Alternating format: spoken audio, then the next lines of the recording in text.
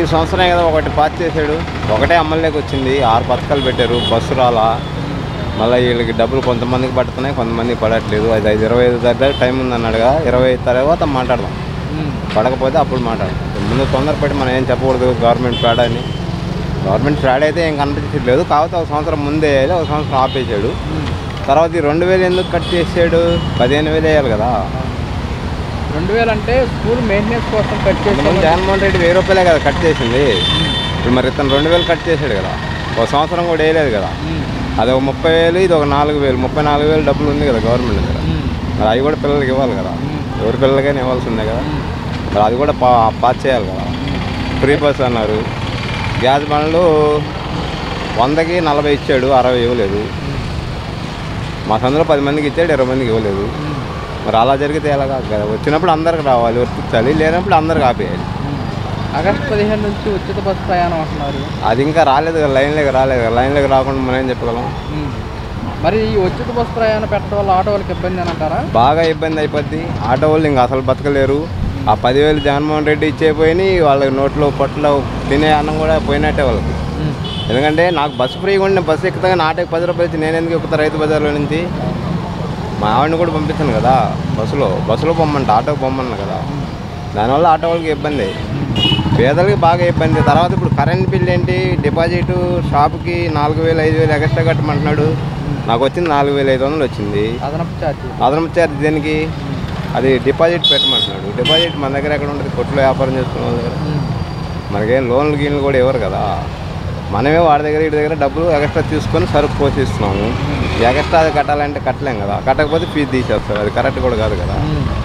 గతంలో ఎలా ఉండే అంటారు? అది గతంలో లేదు కదా, ఎక్స్ట్రా ఇది అనేది లేదు కదా. ఇప్పుడు ఎక్స్ట్రా ఫీజు ఇప్పుడు 4,000 వచ్చింది, 4,000 కట్టేవాళ్ళం. ఇప్పుడు 4,000 కొడితే అది 7,500 కొట్టమంటుంది, ఫోన్లో చూపిస్తుంది. అదేంటి డిపాజిట్ అంటున్నాడు, తర్వాత 2 నెలల తర్వాత రిటర్న్ ఇస్తాను అంటున్నాడు. మన దగ్గర డబ్బులు ఉంటాయి కదా రిటర్న్ ఇవ్వడానికి, మన దగ్గర లేనేం కడతాం? ఇంకా ఫీజులు తీసేస్తారు. ఇంకా అప్పులు గిప్పులు చేసి ఏదో ఒకటి అమ్మేసి కట్టాలి. కరెంట్ లేకపోతే బతకలేము కదా, అది కరెక్ట్ కాదు కదా. జగన్మోహన్ రెడ్డి ఎల్లుండి గుంటూరు పర్యటన ఉంది. కార్యకర్తలు చనిపోతే వాళ్ళ కుటుంబాన్ని పరామర్శించడానికి ఏం చెప్తారు దీన్ని? వెళ్తాం, మంచిదే కదా. అల్లాది పలకరించాలి.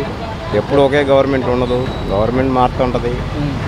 దానివల్ల వెళ్తాం మంచిదే. వెళ్ళి తెలుసుకోవాలి కదా అతను కూడా ఏం జరుగుతుంది, మనం ఎలా చేసామో అవతల వాళ్ళు ఎలా చేస్తున్నారు అతను కూడా తెలుసుకోవాలి కదా. తెలుసుకుంటేనే కదా రేపు మార్పులు చేస్తాడు. మార్పులు చేయాలంటే అవతల క్యాండిడేట్ కంపల్సరీగా వెళ్ళాలి, చూడాలి, ఏం జరుగుతుందో చూసుకోవాలి. చూసుకున్న తర్వాతే లైన్. జగన్మోహన్ రెడ్డి ఎవరన్నా చనిపోయినా కానీ వెళ్ళి పరామర్శించడం, కలవటం, కార్యకర్తలతో భేటీ అవుతున్నారు. దీనివల్ల మరి వైసీపీ మళ్ళీ నెక్స్ట్ పుంజుకునే అవకాశం. అతను ఒక లీడరు, పార్టీ లీడరు, సొంత పార్టీ లీడర్ అంటే. ఇప్పుడు జగన్మోహన్ రెడ్డి వెళ్తున్నాయంటే సొంత పార్టీ, సొంత సిమ్మలు, 4-5 కలిసి వెళ్ళట్లేదు కదా. మీరిద్దరు కలిసి నన్ను కొట్టేస్తారు, నేను ఒక్కడనే కొట్టాలంటే ఇబ్బందిగానే ఉంటుంది కదా. నేను ఒక్కడనే ధైర్యంగా వెళ్తున్నాను, మాట్లాడుతున్నాను, వస్తున్నాను. మీరు 4 ఉన్నారు, మరి మీరు కూడా వెళ్ళాలి కదా. ఇప్పుడు నన్ను ఒక్కడిని ఎదుర్కోలేక కదా ఇవన్నీ చేసావు. 4 పెట్టి 5 పెట్టేసావు. నేను కూడా సిపిఎం కాంగ్రెస్ కలుసుకుంటే మేము కూడా కొట్టేసేవాళ్ళం ఆ రోజు. మేము అలా చేయలేదు కదా. మేము ఈరోజు కూడా ఒంటరి పోరాటం చేస్తామంటున్నాం కదా. ఎందుకని 3 పార్టీలు కలిసి వచ్చినా కానీ ఒంటరిగా పోరాటం చేయడానికి? మేము ఒంటరిగానే చేస్తాం. వన్ సైడ్ ఇంకొకసారి ఓడిపోయినా, మళ్ళీ 2019లో ఓడిపోయినా, మళ్ళీ ఎలక్షన్లో బతికుంటే జగన్మోహన్ రెడ్డి అతను బతికుంటే మళ్ళీ కూడా వన్ సైడే చేస్తాడు. గెలవు పని. ఎందుకని అంటారు? అలాగే ఎందుకని అంటారు? ఒంటరిగా మా ఎజెండా అలాంటిది. మేము సింగిల్గానే చేస్తాం, ఎవరిని పొత్తు పెట్టుకోం. మాకు వచ్చిన ఎమ్మెల్యేలు వస్తారు, గెలిస్తే గెలుస్తాం, ఓడిపోతాం. ఓడిపోయినా ప్రతిపక్షంలో ఉంటాం, ప్రతిపక్షం కూడా లేకపోతే ఇంట్లో ఉంటాం. మేము కలుపుకొని చేయాల్సింది ఇది అయితే లేదు. అది మాది వాళ్ళు చేసినాని కాడి నుంచి వస్తుంది. సొంత పార్టీ పెట్టుకున్నాం, సొంత పార్టీ గెలిచాము, 152 కొట్టాము. ఫస్ట్ పోటీ చేసినప్పుడు 65 కొట్టాము, తర్వాత 152 కొట్టాము. నిన్న 11 సీట్లకు పోతే కూడా మాకేం బాధ అనిపించట్లా. అది గవర్నమెంట్ అనేది జనాన్ని నిర్ణయం వాళ్ళు చేయాలి. జనాన్ని ఒకసారి ఇచ్చారు, మనకు పగ్గాలు పట్టించారు. ఫస్ట్ సారి ప్రతిపక్షంలో కూర్చోబెట్టారు, రెండోసారి అవకాశం ఇచ్చారు. 5 సంవత్సరాలు మేము వేయలేము. మళ్ళా సంవత్సరం వచ్చేప్పుడు ఓడిపోయిన తర్వాత మేము బాధపడాల్సిన అవసరం కూడా మేము బాధ కూడా పడట్లేదుగా. ఓటమికి 2029లో మళ్ళీ వైసీపీ వచ్చే అవకాశం ఉందంటారా? 100% రావాలి నా లెక్క ప్రకారం. ఎలా అనుకుంటున్నారు? 11 సీట్లకే పడిపోయింది కదా. 11 సీట్లకే పడిపోయింది కదా, మళ్ళీ ఎలా వస్తుంది అనుకుంటున్నారు? ఒక సీట్తోనే కొడతాం అనుకుంటున్నాం, సింగిల్ సీట్తోనే కొడతాం. మీకు బలం ఎక్కువ ఉంది, 160 సీట్లు కదా. మీకు 79 వస్తే మాకు 81 రావచ్చేమో. అంటే 150 కొడతాను మేము అనట్లేదు కదా. మీకు బలం ఎక్కువ ఉందనగా మీకే ఒకటి తగ్గవచ్చు, మాకు ఒకటి పెరగవచ్చు. మన మెద్రాసులో కొట్టింది కదా తమిళనాడు, కొట్టుకోవచ్చు. దాన్ని పరిపాలన చూసి నాయకుడు చూసి ఓటేస్తారు. ఇంకా మోసం చేసి రిగ్గింగ్ చేస్తే అది చెప్పలేము. బలం ఎక్కువ ఉంటే రిగ్గింగ్ కూడా చేయవచ్చుగా. జగన్ 2.0 అంటున్నారు, ఎలా ఉంటుంది? అది ఈసారి కొంచెం స్పీడ్గానే ఉంటుంది. ఎలక్షన్ కోడ్ కానీ వదిలితే స్పీడ్ ఉంటుంది. ఎలక్షన్ కోడ్ వదిలేక స్పీడ్ ఏమి ఉండదు. ఎలక్షన్ కోడ్ వదిలితే స్పీడ్గానే ఉంటుంది. ఆ స్పీడ్ చేయలేకపోతే సింగిల్గా తట్టుకోవాలంటే కూడా కష్టంగానే ఉంటుంది. మీరు ముగ్గురు అయిపోయారు కదా, మేము ఒక్కళ్ళమే అయిపోయాం కదా. కొంచెం మేము స్పీడ్గా లేకపోతే మమ్మల్ని అయినా మీరు ఏదైనా చేయవచ్చుగా. బలం మీకు ఎక్కువ ఉంది కదా, బలం మీకు ఎక్కువ ఉన్నప్పుడు మేము కొంచెం హుషారుగా ఉంటాం, మంచిదని ముందే మేలుకుంటాం. పరిపాలన పెద్దగా మనకి ఎందుకంటే మనం సానుభూతి పొందామంటే జగనాయంలో తిన్నాం, చేసాం, అన్నీ ఉన్నాయి. అది గతంలో బాగుందండి. జగనాయం వల్ల తిన్నాం, తిని అబద్ధం అవుతుంది. గతంలో వచ్చేయండి. ఎన్ని ఇయర్స్ పడింది గతంలో? ఎన్ని సంవత్సరాలు పడ్డాయి? 2 సంవత్సరాలు 3 సంవత్సరాలు పడ్డాయండి. ఇప్పుడు పడలేదండి ఇంతవరకు. టైం పడుతుంది అని చెప్పేసి కూడా ప్రభుత్వం అంటున్నారు. అదే మరి రాబోయే రోజులు ఎలా ఉండబోతుంది? మరి కానీ జగనాయంలో మంచిగా ఉందండి. జగనాయంలో బాగుందండి. ఎందుకంటే పరిపాలన మాత్రం చిన్నాం చేసాం, కానీ ఇప్పుడైతే ఏమీ అభివృద్ధి ఏమి లేదు. ఏం చేస్తారో ఇప్పుడు 6 నెలలు చిల్లర అయింది వాళ్ళకి. ఏం అభివృద్ధి అయితే మంచిగా మనకేమైతే కాని రావట్లేదు. సరే అండి, బాగుండదండి. మేమైతే ఆయనకే ఎక్కువ, ఎందుకంటే ఇది చేస్తాం. వచ్చిన కాంచి కూడా మేము ఆయన సపోర్ట్ జగనాయంలో. కలుసుకోవాలా, మళ్ళీ రావాలా, మళ్ళీ సానుభూతి మన జగన్ గారే చూస్తాడండి. కష్టకాలాలు వాళ్ళ నాన్న కాంచి కూడా ఫస్ట్ మనకి వైఎస్ఆర్ రాజశేఖర గారి కాంచి సానుభూతి మంచిగా ఉంది, బాగుంది. మళ్ళీ బాగుందండి ఆయన పరిపాలన కానీ, తినటం కానీ, ఇది కానీ, ప్రజలను చూడటం కానీ, జనాల్ని ఇల్లు పెట్టడం కానీ, ఎప్పటికప్పుడు మన ఇంటికి వచ్చి ఇంటి మనుషులు వచ్చి చూసుకోవటం కానీ, అలా కానీ పంపాడు. ఇంతవరకు ఇల్లు వచ్చేవాళ్ళు లేదు, చూసిన వాళ్ళు లేదు, ఏది అడిగిన వాళ్ళు లేరు. ఏది కావాలి. కూటమి ప్రభుత్వం ఏర్పడి సంవత్సరం అయిపోయింది. సంవత్సరం పరిపాలన ఎలా అనిపించింది అంటే మీరేం చెప్తారు? బాగానే ఉంది. ఎందుకంటే ఇప్పుడు రోడ్లు, రహదారులన్నీ బాగానే ఉన్నాయి. సిటీలో కూడా బాగానే చేశాడు. బయట ఉన్న రోడ్లు కూడా బాగానే ఉన్నాయి. ఇప్పుడు అమ్మకి వందనం కూడా మొన్న ఈ మధ్యకాలంలో రాదు అన్నారు, చెప్పాడు, చేయలేదు, వేయలేదు అన్నారు. అది ఎలాగలా ఆయన తిప్పలు పడి తీసుకొచ్చాడు, వేసాడు. అది కూడా ఓకే అయిపోయింది. ఒక్కోటి అవుతూ ఉంటుంది ఇట్లా నిదానంగా. తొందరగా అయితే అవ్వలేవు.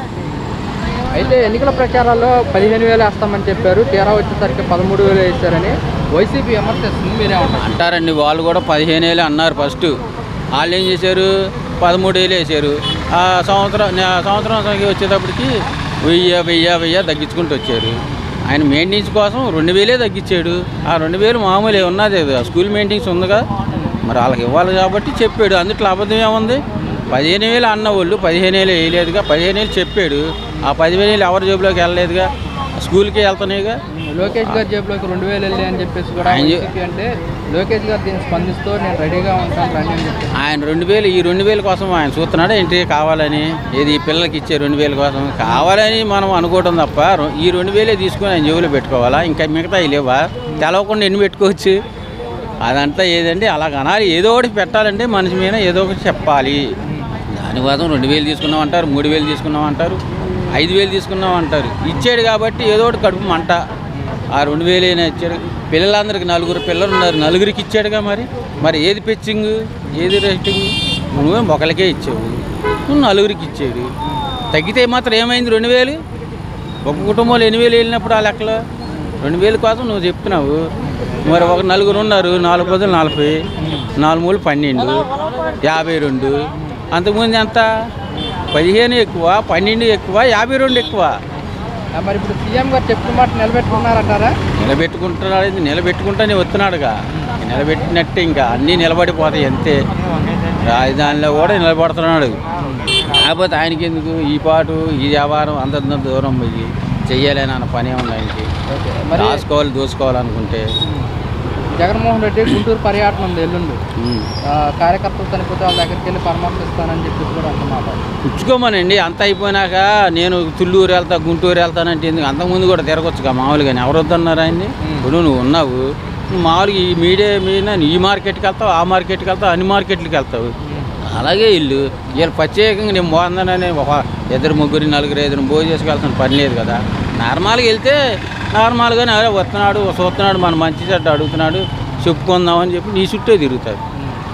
నువ్వు వాళ్ళకి బయటపడి నువ్వు అలాగెళ్ళి ఇలాగెళ్ళి వచ్చి జనానికి నువ్వు దూరం అయిపోయావు అంతే తప్ప ఏం లేదు.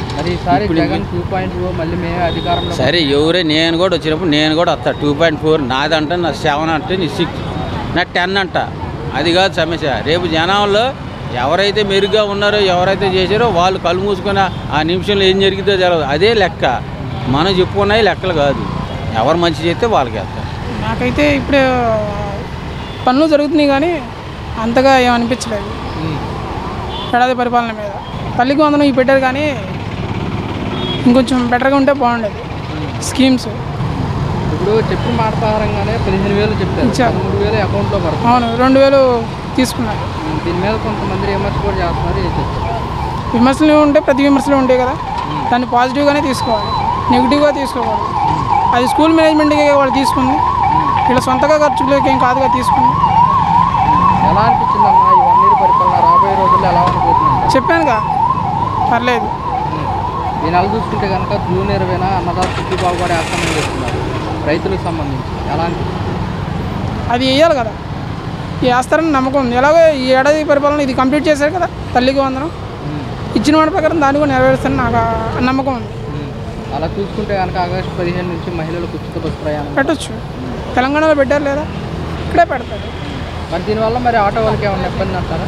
ఆటో వాళ్ళకి మొన్నటి దాకా ఇబ్బంది ఏం లేదా? మొన్న జగన్ గారి ప్రభుత్వంలో ఏం ఇబ్బంది ఏం లేదా ఆటో వాళ్ళకి?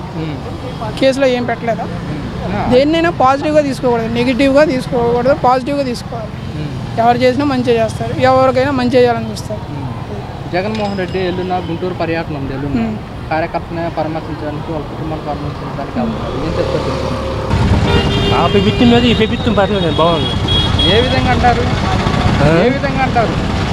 ఏ విధంగా అంటే అన్నీ దగ్గర అందుబాటులో పెన్షన్ అని ఏవేని ఇంటికి వచ్చేస్తాడు.